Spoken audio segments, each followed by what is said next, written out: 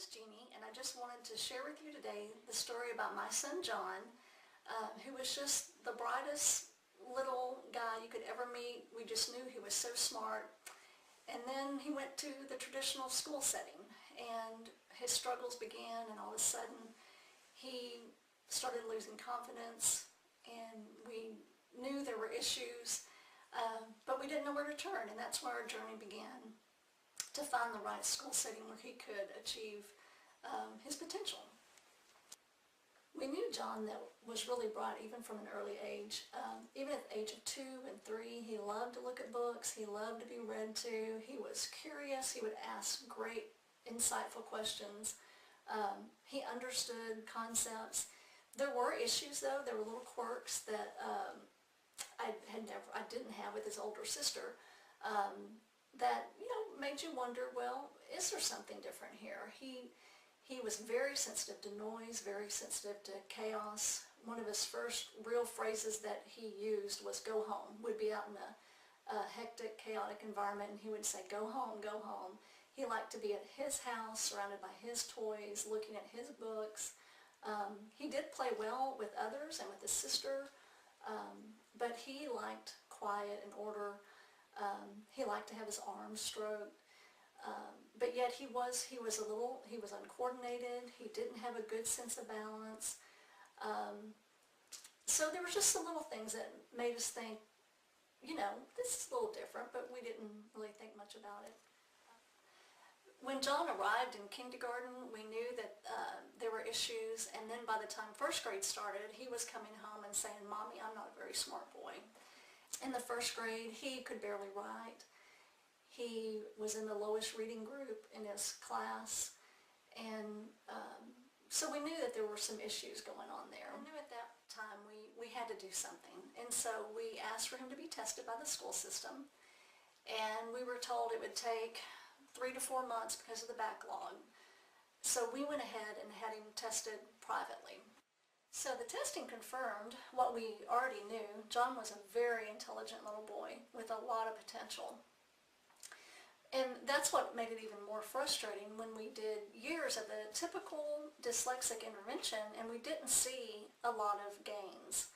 And it was also frustrating because we were hearing that they were going to help, this therapy would help John cope with dyslexia, to learn tools to cope with it. No one ever spoke of him actually being able to overcome his dyslexia and reach his full potential. And so that was really our frustration, is that we were spending so much time, John was giving so much energy and just giving all of everything he could to this therapy, and we were seeing very little gain, and we were also given very little hope on what the future would hold for him. And the school system did accept that diagnosis of dyslexia, but they said that he couldn't receive services through the school system because he wasn't failing. So even though he was diagnosed with a learning difference, they were saying his academic achievement wasn't low enough yet to warrant services. At that point, and they told us we should just wait, that he would probably overcome this on his own. I knew that John needed more than just time, and we couldn't wait for the public school system to agree with us. So it was at that time that we reluctantly left an excellent public school system and set out on our own to discover how to get help for him. And over those next 3 years, he went through 3 different schools. He went through 2 years of intensive, traditional, phonological therapy with a licensed and very competent reading specialist. We spent over $30,000 in private school tuition and tutoring and testing, and we saw very little results. So here we were.